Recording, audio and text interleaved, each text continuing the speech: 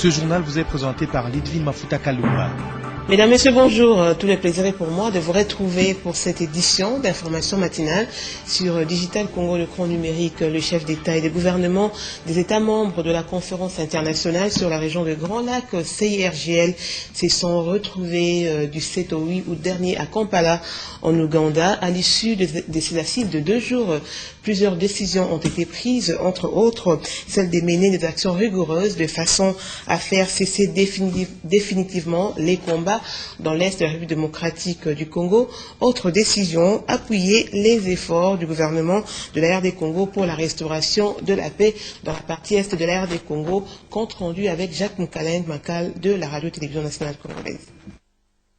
Le sommet extraordinaire des chefs d'État et de gouvernement des pays de la CIRGL sur la situation sécuritaire à l'Est de la République démocratique du Congo et sur les causes profondes de l'instabilité au Kivu a posé des jalons de la paix, la sécurité et la stabilité au Nord Kivu.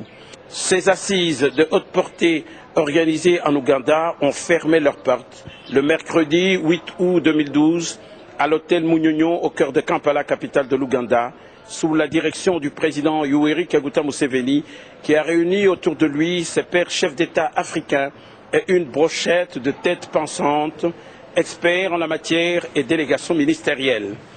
La cérémonie de clôture haute en couleur a été un moment crucial pour les chefs d'État Yoweri Kaguta Museveni, Joseph Kabila Kabange de la RDC, Pierre Nkurunziza du Burundi, Paul Kagame du Rwanda, Jakaya Mrisho Kikwete de Tanzanie et d'autres représentants de leurs pays respectifs d'apposer la signature au bas de la déclaration du sommet qui consacre la poursuite d'actions salvatrices de stabilisation du Kivu et le soutien au gouvernement de la République démocratique du Congo pour la paix. Et parmi les idées forces du sommet, elle maintient la démarche de la mise en œuvre d'une force internationale neutre.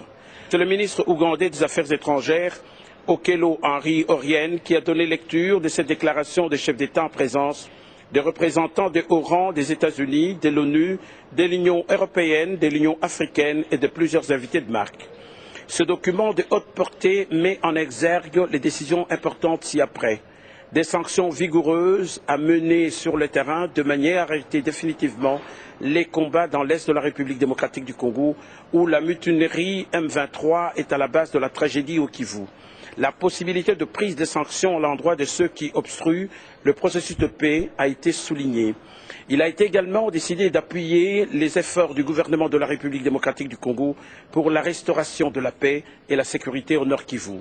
Dans la foulée, les participants aux assises se sont décidés à créer un sous-comité des ministres de la Défense des États membres qui aura comme tâche essentielle d'assurer la paix, de consolider la sécurité et d'apporter des éléments nécessaires à la mise en œuvre de la force internationale neutre. Par ailleurs, prêtant une oreille attentive aux souffrances et aux drames des centaines de milliers de personnes déplacées, des populations sinistrées, les participants ont levé l'option de la création d'un fonds d'assistance humanitaire pour l'Est de la République démocratique du Congo.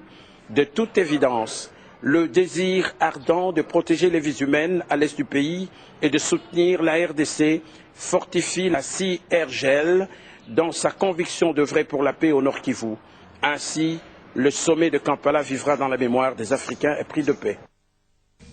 Revenons au pays où dans 6 mois, les Quinois pourront bénéficier les bus promis par le gouvernement. C'est ce qui ressort de la cérémonie des signatures de contrats, de la passation de marché irrélatif. C'est la firme Tractrafric Motors Esperel qui s'est vue attribuer ces marchés.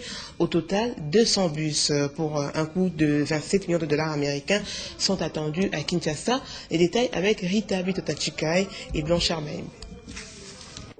Encore un peu de patience, les Quinois recevront les 200 bus pour le transport urbain, promesse du gouvernement de la République. Une promesse qui est en train de se concrétiser avec la signature de contrats marquant la passation du marché irrélatif entre la partie gouvernementale de la République démocratique du Congo, conduite par le vice-premier ministre en charge du budget Daniel Mukoko Samba, et la firme Tractafric Motors Esperel.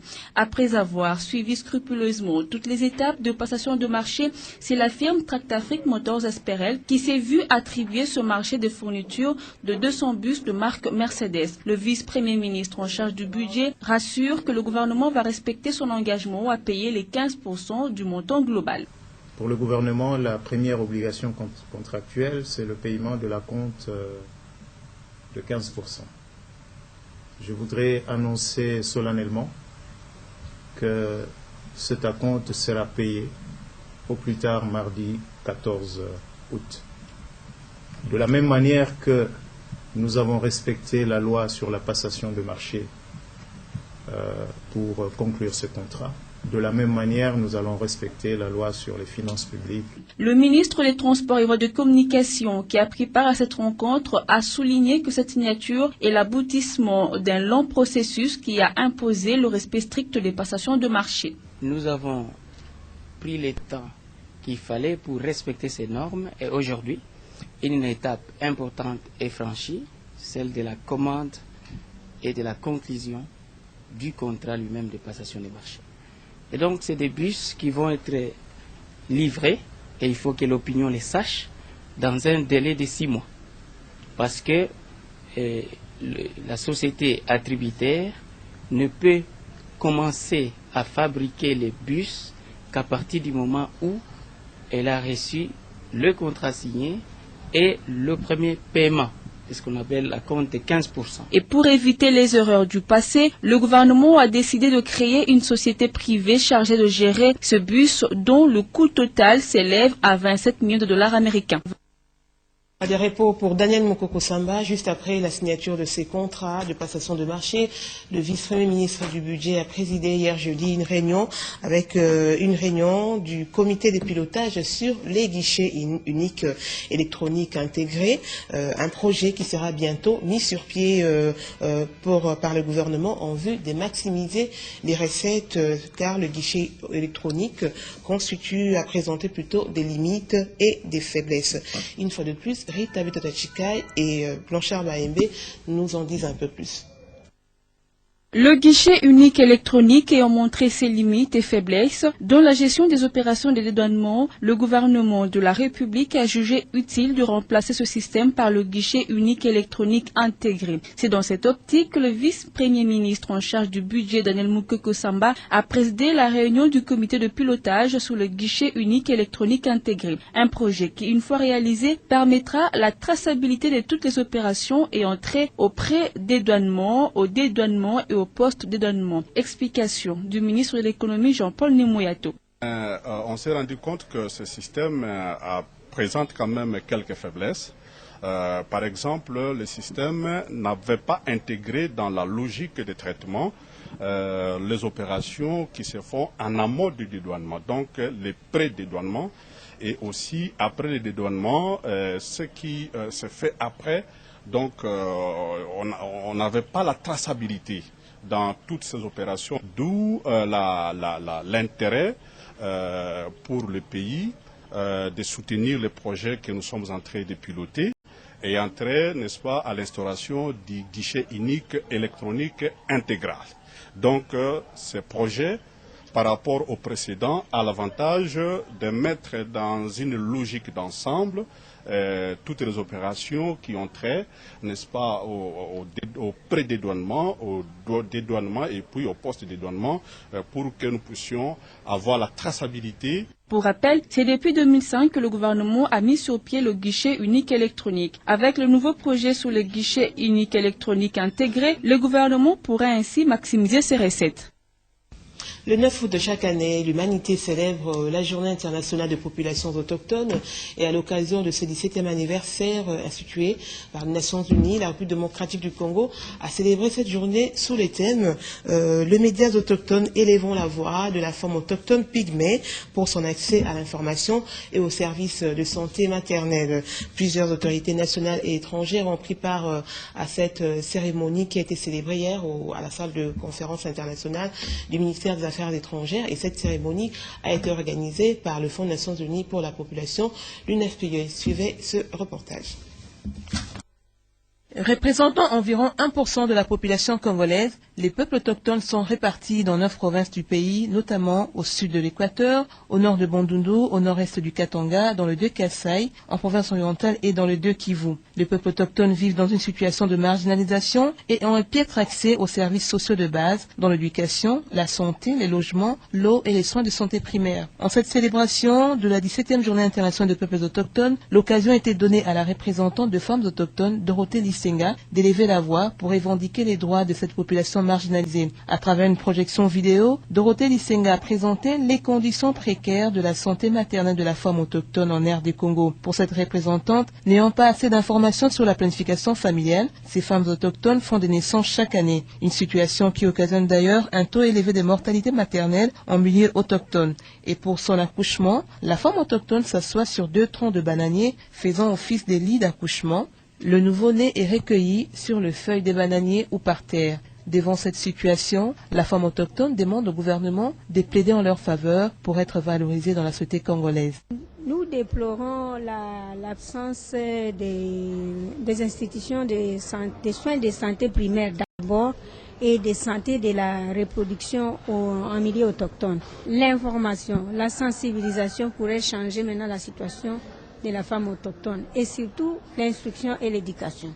Le ministre de la Santé, Félix Kabange-Numbeki, a pris part à cette célébration, a promis au peuple autochtone de plaider pour la promotion des santé maternelle de la femme autochtone. Je me suis senti particulièrement interpellé et j'ai placé cet événement sous le signe de la promotion de la santé de la reproduction des peuples autochtones. Cette population demande aux autorités compétentes de faire une descente sur le terrain pour toucher du doigt les difficultés auxquelles font face ce peuple autochtone. Et en République démocratique du Congo, comme partout ailleurs, à l'instar du discours du secrétaire général des Nations Unies, Ban Ki-moon, l'appel est lancé en vue d'une prise en considération effective des droits des autochtones qui sont souvent marginalisés. Suivez cette réflexion de Don Zati et Elvis Souvala. Dans l'histoire, l'on retiendra que c'est depuis décembre 1994 qu'a été décrétée pour la toute première fois la Journée internationale des autochtones. Population autochtone définie par les Nations Unies comme une frange des originaires d'un lieu. Ainsi donc, les autochtones sont souvent les victimes impuissantes des grandes vagues des migrations et les transformations inspirées d'un perfectionnisme venu d'ailleurs. Pour mieux célébrer cette journée, la deuxième décennie de 2004 à ce jour s'est marquée à ces thèmes. Décennie pour l'action et la dignité. Occasion donnée au secrétaire général de l'ONU d'inviter l'humanité à plus de considération envers la dignité de chaque peuple. Les autochtones s'emploient, certes, dans un effort minime à se faire entendre en vue de briser les injustices, les discriminations et les inégalités de chance dont ils sont régulièrement victimes. Leur unique voix ne suffit plus. Ban Ki-moon, secrétaire général des Nations Unies, en appelle à l'implication des médias, de tous les médias donc. Des efforts doivent cependant se faire pour promouvoir les médias autochtones. Voilà l'essence du thème de ce jour, les médias autochtones, pour permettre aux voix autochtones de s'élever. Se lever surtout pour obtenir l'application partout et en tout temps de la Déclaration des Nations Unies sur les droits des peuples autochtones adoptée depuis plus de 5 ans. Comme tous les citoyens du monde, les autochtones ont le droit de jouir des libertés de base inviolables et garanties à tous. Les fonctions et les postes doivent leur être accessibles dans une égalité parfaite de chances. Ils ont le droit de jouir des ressources se trouvant sur leur sol, de préserver leur culture, leur langue, la forme de leur spiritualité, ainsi que leur tradition. En République démocratique du Congo, des efforts sont aussi perspectibles, notamment avec les pygmées, mais beaucoup reste encore à faire. Et le ministre du Genre, de la Famille et de l'Enfant, Geneviève Inagossi, a présidé hier jeudi la réunion de l'équipe technique violences sexuelles. Toutes les parties prenantes dans la lutte contre les violences sexuelles basées sur le genre y ont pris part. Il s'agissait de mettre en œuvre différentes stratégies visant à lutter contre les violences sexuelles faites à la femme en RD Congo. Plus de détails avec Deoline Nakinkela et Olivier Mbié. Ils étaient tous réunis ce jeudi autour du ministre du Genre, de la Famille et de l'Enfant, Geneviève Inagossi, pour évaluer ensemble les différentes activités réalisées et aussi élaborer de stratégies visant à lutter efficacement contre les violences sexuelles. Au cours de cette réunion de l'équipe technique, les gouvernements, le partenaire technique et financier ont discuté ensemble de différents projets en cours. Les femmes et les enfants continuent d'être affectés par la violence sexuelle, par les conflits armés récurrents dans quelques provinces du pays. La ministre du Genre est consciente de la situation. Nous venons de présider la réunion de l'équipe technique et violence sexuelle. C'est une rencontre qui réunit toutes les parties prenantes à la question des violences sexuelles, notamment le gouvernement et les partenaires techniques et financiers qui sont impliqués dans la mise en œuvre de la stratégie nationale des violences sexuelles et basée sur le genre. Et aujourd'hui, nous avons mis à jour les composantes des violences sexuelles, notamment la lutte contre l'impunité, la réforme du secteur de sécurité, les données et la cartographie, la prévention et la protection, ainsi que l'assistance multisectorielle pour nous permettre de produire les résultats qu'attendent de nous le président de la République et le Premier ministre. Nous devons de travailler pour l'efficacité sur le terrain. La matière est abondante et mérite une attention particulière. Les parties prenantes vont se réunir dans le tout prochain jour en vue de discuter sur le sujet et d'accélérer les stratégies mises en œuvre pour lutter efficacement contre les violences sexuelles basées sur le genre. Les représentants de l'Union africaine ont échangé le mercredi dernier avec le ministre de Poste, Téléphone et Télécommunications, Nouvelles Technologies de l'Information et de la Communication, des échanges qui ont tourné autour du réseau de communication interne de l'Union africaine. Juste après, Trifon Kinkei Mulumba a accordé une autre audience en son cabinet de travail au président de l'Église du Christ au Congo, Monseigneur Marini Bodo. Il est venu solliciter l'implication du ministre pour l'installation d'une radio-télévision à Mahagi, en province orientale. La Commission électorale nationale indépendante a dégraissé l'effectif de son personnel. Ils sont plus de 400 à être licenciés, la CENI n'étant plus en mesure d'assurer leur paye. D'après les communiqués rendus par la direction administrative de la CENI, ces agents étaient tous recrutés comme temporaires pour de tâches ponctuelles. Un commentaire de Omer Mokina. Plus de 400 agents de la Commission électorale nationale indépendante viennent d'être renvoyés depuis le 6 août dernier. Un dégraissement mal compris au sein de l'opinion nationale qui voit en cette décision prise par la Commission électorale une manière de se débarrasser de ces agents après qu'ils aient rendu service à la machine électorale. Pour couper court aux rumeurs, d'après les communiqués rendus publics par la direction administrative de la CENI, ces agents renvoyés étaient recrutés pour des tâches ponctuelles. Voilà qu'aujourd'hui, le calendrier du processus électoral ayant été suspendu au niveau de l'Assemblée nationale à l'issue de l'évaluation du dit processus, le bureau de la CENI a estimé mettre fin à leurs prestations, bien qu'ils ont rendu de loyaux services à la nation, quand bien même dans des conditions extrêmement difficiles. La réalité des faits évoqués par la commission électorale sur cet assainissement est que l'enveloppe salariale que le gouvernement de la République lui alloue mensuellement ne permet pas à l'organe technique des élections d'assurer la paix de tous les agents permanents et temporaires. Toujours d'après ces communiqués, la décision prise par la commission électorale nationale indépendante n'est pas une surprise pour ces agents renvoyés car l'ensemble du personnel opérationnel a été informé depuis le mois de mai dernier de l'application stricte de l'organigramme de la CENI. Toutefois, la commission qui dispose de la banque des données de tous ces agents licenciés a promis de recourir le moment venu à leur expertise dès que la machine électorale aura repris ses intenses activités. Parlons cette fois-ci religion avec 11 diacres et 2 prêtres du district de Cataracte et d'Aloukaya.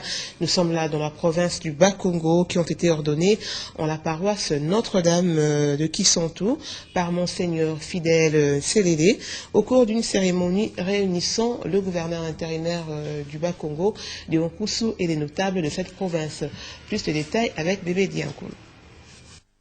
Allongés tous par terre avec soutane blanche et étole, il vient d'être ordonné diacre et prêtre par l'évêque de Kisantou, Monseigneur Fidèle Tselele, en la paroisse Notre-Dame de Kisantou. C'est une cérémonie sacerdotale d'ordination haute en couleur à laquelle ont pris part plusieurs notabilités nées Congo, notamment le gouverneur intérimaire du Bas-Congo, Deonkusukunzu Bikawa. L'officiant du jour, l'évêque Fidèle Tselele, qui s'est longuement apaisanti au cours de cette ordination sur 3 leçons majeures, la vocation, la persévérance ainsi que la fidélité, lesquelles doivent caractériser la vie de chacun des nouveaux consacrés, a invité les novices à honorer leur engagement en gardant toujours la lumière, et cela après la cérémonie d'imposition des mains et des mouchoirs. Pour Deonkusu, les prêtres et les diacres doivent plus faire preuve de leur sens de responsabilité au sein de la communauté. Avec l'Église, ils sont appelés à contribuer positivement à l'éducation, à la moralité, à la citoyenneté, bref, au civisme fiscal pour le bien-être social. Telles sont les recommandations du gouverneur.